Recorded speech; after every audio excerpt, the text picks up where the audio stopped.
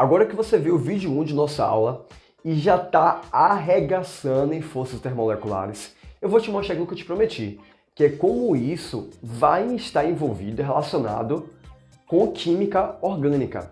Beleza, gente? Então hoje nós vamos falar aqui sobre as propriedades físicas dos compostos orgânicos, que é importante demais no Enem, gente. Juro pra vocês, se eu tivesse 30 minutos para te dar uma única aula na véspera do Enem, é possível que eu escolhesse, é possível, tá? Que eu tivesse escolhido propriedades físicas dos compostos orgânicos, porque além de ser muito cobrado, também é super fácil, gente.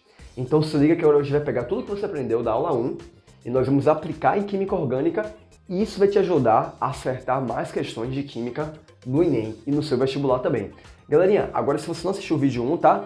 A hora é essa, aproveita e dá uma olhada lá no vídeo 1 e depois volta pra cá. Beleza, galerinha? Se você não tá inscrito no canal, a hora é essa, se inscreve aí, deixa seu comentário, deixa seu like e a gente se vê, beleza? Vamos pro vídeo. Então, galera, vamos nessa, né? Vamos falar aqui agora sobre as propriedades físicas dos compostos orgânicos. Aí você lê esse título e acha que vão ter 10 propriedades, né? Mas na verdade se resume aqui em 3 propriedades. Temperatura de fusão e ebulição e solubilidade. Tá certo? Parece que são inúmeras propriedades. Ah, meu Deus, viscosidade, tenacidade, maleabilidade. Não, isso é parte de química geral, né? Química orgânica, a gente analisa aqui apenas, em resumo aqui, né? Temperatura de fusão e ebulição e solubilidade. Tá bom? E como eu já disse para vocês, essa é uma questão que eu considero fácil. É uma questão que eu considero fácil. Então, fica atenta aí a todos os detalhes e não perde nada, tá bom? Primeira propriedade, vamos lá para a temperatura de fusão e ebulição. Prof, essa aula eu já vi. Eu já vi esse desenho já, gente, mas é que ali foi outra coisa, tá? Não confunda uma coisa com outra, tá bom, gente? Então não é porque eu estou usando molécula de água que é a mesma aula, gente, porque a água está em todas as paradas, né? Mas são coisas diferentes. Mas no nosso último encontro, eu falei com vocês que as moléculas da água e outras moléculas interagiam por forças intermoleculares, né? Sempre positivo com negativo, eu falei sobre todos os tipos de forças intermoleculares. Fizemos a tabelinha, resumimos isso aí, né? E a propósito, não viu o vídeo aí, você tem ainda a chance de assistir, tá bom? E aí, galerinha, o que eu tenho aqui, tá? Que a intensidade da força termolecular é o que determina a temperatura de fusão e ebulição e também vai estar fortemente ligado à solubilidade, tá bom? Vou começar com a temperatura de fusão e ebulição. O que seria fusão? Processo em que um sólido passa para a fase líquida, e ebulição é um tipo de forma em que o líquido passa para a fase gasosa. Em ambos os casos, gente, estou falando sobre separar as partículas. Sólido para líquido, líquido para gasoso. Estamos falando de separar partículas, separar moléculas. Então, galerinha, estamos falando sobre quebrar forças intermoleculares. Lembra que eu falei que a quebra das forças intermoleculares teria a ver com processos físicos? Era uma ligação mais fraca e tal, e tinha a ver com processos físicos? Galerinha, então quando eu falo de fusão e ebulição, tem a ver justamente com a quebra desse tipo de interação. Então, para a aula de hoje, o primeiro pressuposto, a primeira coisa que tem que ficar clara aqui na sua mente é que quanto maior for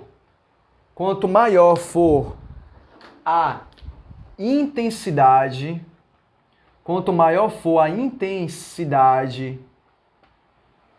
da força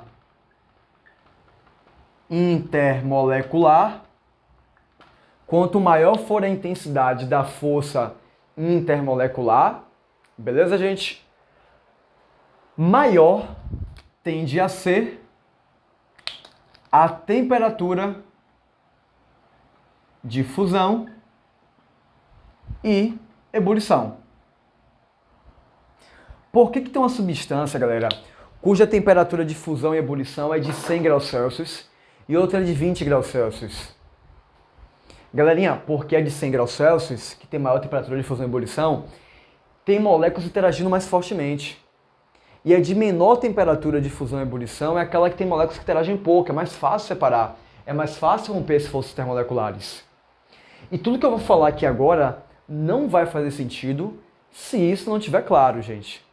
Inclusive o Enem uma vez cobrou uma questão sobre a destilação fracionada do petróleo. E ele comentava sobre as frações que eram obtidas na destilação E a última fração era aquela que precisava maior temperatura de ebulição, no caso. Ele perguntava por quê. Ah, por que na fração 4 a temperatura de ebulição é maior?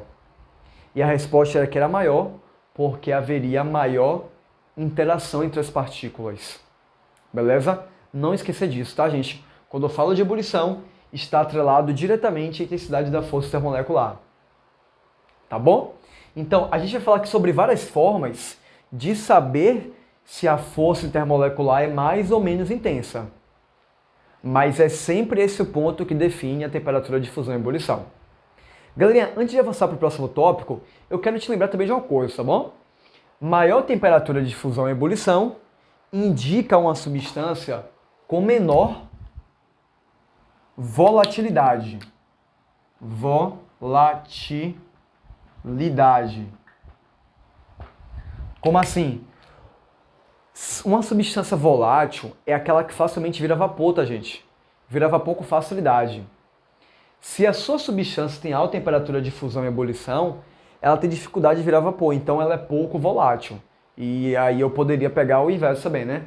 Uma substância volátil é aquela que tem baixa temperatura de ebulição. Tá certo? Então são coisas que estão diretamente relacionadas. Agora, prof, como é que eu olho para uma substância e sei qual é a intensidade daquela força termolecular para saber qual tem maior temperatura de fusão, qual tem maior temperatura de ebulição? Galerinha, existem 3 formas de saber isso. Normalmente, só com a primeira, você já sabe qual é a resposta, ou com a segunda forma, e raramente você passa para a terceira forma. Inclusive, aqui estão em critérios de importância, tá bom? Primeiro você olha se o critério 1 diferencia as substâncias, depois se empatar vai para o critério 2 e somente se empatar para o critério 3. Então o primeiro tipo de fator que eu olho para saber se mudou ou não, para mais ou para menos a intensidade da força termolecular, é qual o tipo de força termolecular. Você lembra que no último vídeo eu concluí falando que existem forças mais intensas do que outras? Por exemplo, a de hidrogênio é mais intensa que a de dipolo-dipolo. Então, galerinha, a dificuldade de muitos alunos, tá, gente? Isso aqui é real, tá? Eu perguntei para os meus alunos que fazem parte das minhas turmas, quais são as suas maiores dificuldades? E o item mais votado foi relacionar forças termoleculares com as propriedades físicas dos compostos orgânicos. E aí eu fiquei, caramba, quer dizer que a dificuldade maior dos meus alunos é justamente o assunto mais importante? Então, por conta disso, eu trouxe logo esse vídeo aqui para essa semana. Tá certo? Então, galerinha, como é que eu olho para uma substância como essa e identifico aqui se é uma substância que faz dipolo-dipolo contra a molécula, ligação de hidrogênio? Como é que eu identifico? Primeiro, galera, entender que estamos falando aqui nesse momento de fusão e ebulição. Então, é basicamente pensar nessa molécula em um local onde tem várias outras moléculas iguais a essa e eu quero separar uma da outra. Tá? Então, mesmo que ele te dê a fórmula de uma substância só, de uma molécula só, saiba que ele quer pensando em várias moléculas iguais a essa e você quer separar uma molécula da outra. Galerinha, não é muito inteligente ver se a molécula é polar ou apolar a partir da análise de vetores. Quando eu vou determinar se a molécula é polar ou apolar, normalmente eu vejo a geometria dela, vejo se o vetor anula ou não, e a partir disso eu digo a polaridade, se ela é polar ou apolar. Só que isso não é uma boa ideia quando eu estou em química orgânica. Não é boa ideia, que normalmente existem moléculas muito complexas. E normalmente a decomposição dos vetores não é tão simples assim. Dá para ser feito? Claro que dá, tá bom? Tem caso que é importante? Tem. Quando a molécula é simétrica, isso às vezes a gente precisa de decompor o vetor. Mas a maioria das questões, eu vou dizer que aqui o 90%, você não precisa olhar vetor por vetor para saber se a molécula é polar ou apolar. Isso não vai ser importante para você não. Basicamente eu tenho 3 tipos de substâncias aqui, tá? A primeira é um tipo de hidrocarboneto, né? Só tem carbono e hidrogênio. A segunda é o tipo de éter, porque tem oxigênio entre carbonos. E a terceira é um tipo de álcool. Eu preciso saber isso ou gravar esses casos? Não. O que você vai fazer? A sua observação vai ser que se a sua molécula, galera, apresenta apenas carbono e hidrogênio, essas moléculas interagirão entre si por forças de London. Forças de London. Então, hidrocarboneto, gente, o petróleo, esse paninho frio estava aqui na filmagem, né? Vou tirar ele daqui. No hidrocarboneto, petróleo e tal, são forças de London, de poliestretano de poliinduzido. São moléculas apolares. Se quiser, pode aqui decompor os vetores, tá? São moléculas apolares. tá certo? Então aqui, forças de London, porque são interações entre moléculas apolares. Aqui, galerinha, eu vou dar o exemplo do oxigênio, desse éter, mas depois eu vou ampliar para outros casos, para você não ficar gravando o que é o éter, tá? Não é o éter especificamente. Tá bom? Isso aqui é um exemplo de vários tipos de substância. Nem precisa nem saber que é um éter aqui, por exemplo. Galera, aqui é um caso de uma molécula que não tem só carbono e hidrogênio como tinha aqui. Aqui só era carbono e hidrogênio, aqui tinha um átomo diferente. Colocou um átomo diferente, galerinha, a tendência é que aqui você tenha vetores não cancelados e que, portanto, darão a essa molécula uma certa polaridade. Se você decompor os vetores aqui um por um, você vai perceber que vai ter vetor sobrando, ou seja, momento de polar diferente de zero, de forma que essa molécula ela é polar. E como essa molécula é polar, gente, uma polar interage com outra via, você sabe, né? Dipolo, hífen, dipolo. Tá bom? Dipolo, hífen, dipolo. Galerinha, a única chance de uma molécula com átomos diferentes de carbono e hidrogênio, por exemplo, o nitrogênio, etc e tal, ser apolar se ela for simétrica. Ou seja, é uma molécula que tem um oxigênio para cá, mas tem um para cá da mesma intensidade. Tem um oxigênio para cá e tem um para cá da mesma intensidade. Ou seja, é como se estivesse se anulando. Esse é um caso mais complicado, que é um 10% aqui que pode cair, tá? Na verdade, caiu no Enem 2 vezes esse caso, mas eu estou dizendo 2 vezes desde 30 questões, tá, gente? Então é muito pouco mesmo, né? Então a gente comenta sobre isso numa outra oportunidade se for necessário, tá certo? Galerinha, então aqui é dipolo porque a princípio tem um átomo diferente de carbono e hidrogênio, ela é polar. E aqui, gente, eu tenho de novo átomo diferente, né? Mas aqui é um caso especial, galera. E alguns aqui já começaram a imaginar por que é especial. Porque aqui não é só um átomo diferente que vai dar origem a um vetor que não vai ser anulado, etc e tal. Não.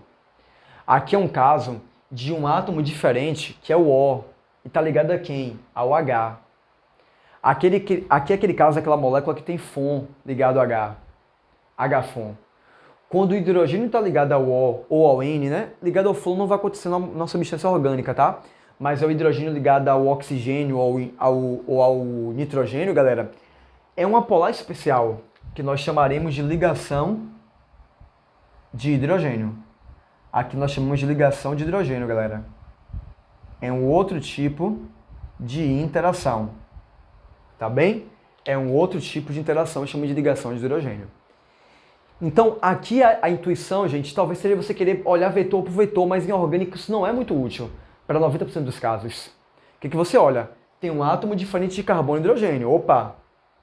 E além disso, está ligado a esse átomo, que nesse caso é o oxigênio, um átomo de hidrogênio.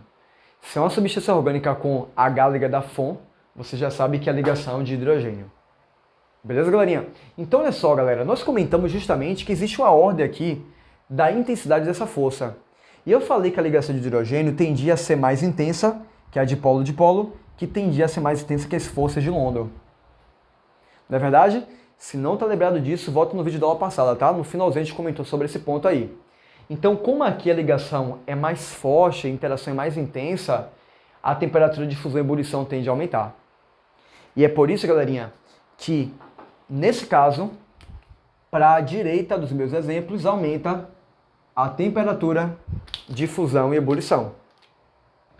Temperatura de fusão e ebulição. Recapitulando, primeiro caso, carbono e hidrogênio, a força de London. Segundo caso, eu tenho átomos diferentes, né? Eu tenho átomos diferentes. Então aqui eu botei o O, mas poderia ser um cloro, poderia ser um nitrogênio, faz dipolo-dipolo. E se for um caso ainda mais especial, em que tem ligado ao hidrogênio O, o N, você vai ter aqui ligação de hidrogênio. Então, tendo esses grupos diferentes aqui, a interação é mais forte do que quando só tem carbono e hidrogênio. Então aqui, por isso, eu tenho uma temperatura de fusão e ebulição maior. Tá bom, galerinha? Só para você ter ideia, isso aqui é o gás, tá? Aqui é a fórmula de cozinha do propano, que é um dos componentes do gás de cozinha. Enquanto que aqui é a fórmula do propão-ol, que é um líquido. Tá bom? É um líquido. Então aí você já tira que aqui temperatura de fusão e ebulição é um pouco maior. Tá certo, galera? Então, galera, eu já sei que o primeiro fator que eu olho é o tipo de força molecular. Agora, e nesse caso aqui, ó, prof? Eu tenho 3 substâncias, 3 moléculas, sendo que ambas apresentam a hidroxila. E eu já comentei com vocês que tendo o OH é aquele caso do H-FON, do hidrogênio ligado a um átomo muito eletronegativo, o que dá origem à ligação de hidrogênio. Então, gente, nesse caso aqui, o que vai desempatar não é o tipo de ligação, porque todos fazem ligação de hidrogênio. Aqui, nesse caso, você analisa pelo tamanho da cadeia. E isso também tem a ver, gente, com a intensidade da força termomolecular. Quando a molécula é pequena, pense que a minha mão é uma molécula e essa minha outra mão é outra molécula. Elas têm poucas regiões para entrar em contato uma com a outra. Quando a molécula é maior, gente, e agora pense que cada molécula é meu braço, tá? Existem mais regiões de contato. A gente vai dizer que existe mais região de contato quando eu tenho moléculas de maior cadeia do que naquelas com menor cadeia. Tá bom? Você pode falar, inclusive, que aqui vai ter um maior empacotamento. As moléculas conseguem se empacotar, se encaixar melhor. Então, quando o tamanho da cadeia é maior, ele é maior, existe maior região de interação. Não é que mudou o tipo de força termomolecular, ainda é o mesmo tipo, só que mudou a intensidade. Sem entrar em detalhes, isso tem a ver com as chamadas forças de London, tá? Mas aqui é um papo para outra conversa, então não se preocupe com isso não. Mas aqui existe mais regiões de interação e, portanto, as interações serão mais intensas, porque existe mais pontos de interação, apesar de ser o mesmo tipo de interação, e a temperatura de fusão e ebulição vai ser maior por conta disso. Então aqui, mais uma vez, eu coloquei crescendo para a direita a temperatura de fusão e ebulição da substância, tá certo? Vai ter um aumento para a direita aqui da temperatura de fusão e ebulição.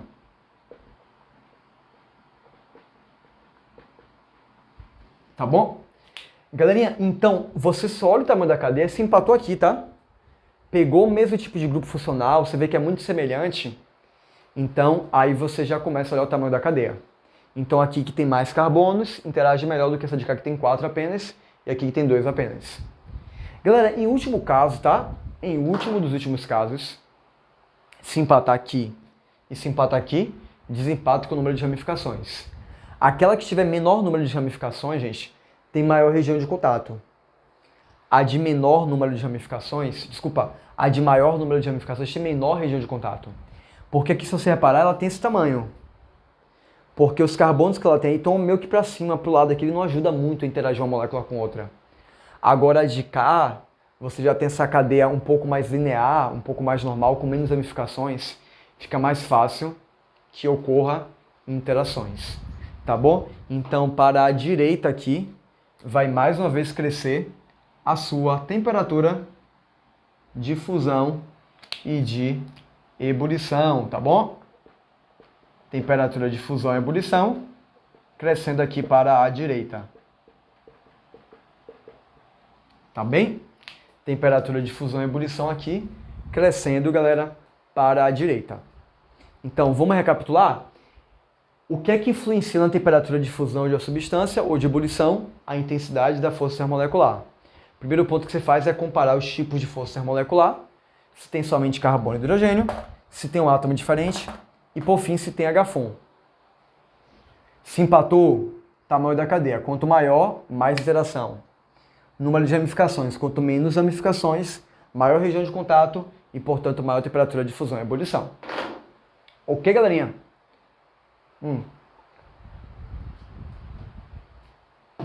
Então aqui é você diferenciando as substâncias quanto à sua temperatura de fusão e ebulição a partir da intensidade da força intermolecular.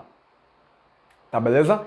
Repara que aqui a gente não analisou vetor, não falou praticamente sobre polaridade aqui. A gente basicamente está olhando para o grupo e o grupo me diz basicamente qual é a força termomolecular. Beleza? Nossa segunda e última propriedade da aula de hoje, gente, é solubilidade, que apesar de ocupar o espaço menor aqui nesse quadro, ela tem maior importância. Então, a grande maioria das questões de propriedades físicas de compostos orgânicos do Enem tem a ver com a solubilidade, tá certo? Quando eu falo de solubilidade, a gente entra no conceito de o que é hidrofobia e hidrofilia. Os grupos hidrofóbicos, gente, olha só o termo. Porque química faz sentido, né, gente? Hidrofóbico, meio que medo de água, né? Ou seja, fobia de água, quer dizer, não vai interagir com a água. Os hidrofóbicos são grupos que têm dificuldade para interagir com a água, enquanto os grupos hidrofílicos são aqueles que têm maior facilidade para interagir com a água. E agora eu vou te mostrar aqui, gente, basicamente, quais são os grupos que interagem mais facilmente com a água e os grupos que interagem mais dificilmente com a água. Quais são os grupos que interagem com maior facilidade com a água e os grupos que apresentam maior dificuldade para interagir com a água? Existe um princípio na química que diz: semelhante tende a dissolver semelhante. Tá bom? Essa semelhança, ela passa, por exemplo, pela polaridade da substância. Apesar de não ser o único ponto que a gente analisa aqui, tá? Mas passa pela polaridade.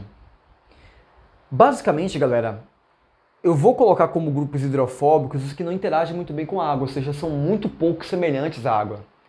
Aí eu dou exemplo aqui do CXHY. O que é CXHY? Qualquer derivado, beleza? Qualquer derivado de hidrocarbonetos. Um metil da vida, um etil da vida e assim por diante. Então, quando eu pego o CXHY, por exemplo aqui, ó, gente, essa parte da cadeia aqui é uma parte hidrofóbica, tá vendo? Essa parte de cá, se tirando hidroxila, tá? A parte que tem carbono e hidrogênio só é uma parte hidrofóbica. Repare que aqui a gente começa a falar de grupos, né? Não é mais a substância hidrofóbica ou hidrofílica, a gente fala mais sobre o grupo. Então aqui eu teria uma parte da cadeia que é hidrofóbica, aqui essa parte da cadeia também é hidrofóbica, aqui também é hidrofóbica. A parte da cadeia somente com carbono e hidrogênio é uma parte que não interage muito bem com a água. Agora, quando eu coloco aqueles grupos diferentes, em semelhança que eu disse aqui, né, gente? Coloco um O, coloco um N, coloco um enxofre. Quando eu coloco um grupo diferente, começa a facilitar a interação com a água. Quanto mais grupos desse tipo aqui, gente, você tem na sua substância, maior a chance dela interagir com a água. Tá bom? Então aqui, ó, mais uma vez, a gente não fica procurando se a substância é polar ou apolar, não. Não olha se é polar ou apolar, você vai olhar se tem mais grupos desse tipo ou mais grupos desse tipo. Tem mais grupos hidrofílicos ou mais grupos hidrofóbicos. E aquele que predominar determina o comportamento da substância. Tá bom? Aqui eu separei alguns exemplos, tá, gente? Mais uma vez, aqui não é para você gravar esses grupos, e sim saber que eles são um exemplo. Primeiramente, grupos contendo átomos diferentes de carbono e hidrogênio, porque se tiver só carbono e hidrogênio é hidrofóbico. E aqui grupos contendo átomos diferentes de carbono e hidrogênio. Tem um O, tem um N. Aqui, de novo, gente, tem átomos diferentes, mas tem uma diferença aqui também. Esses grupos se diferenciam desses por um motivo.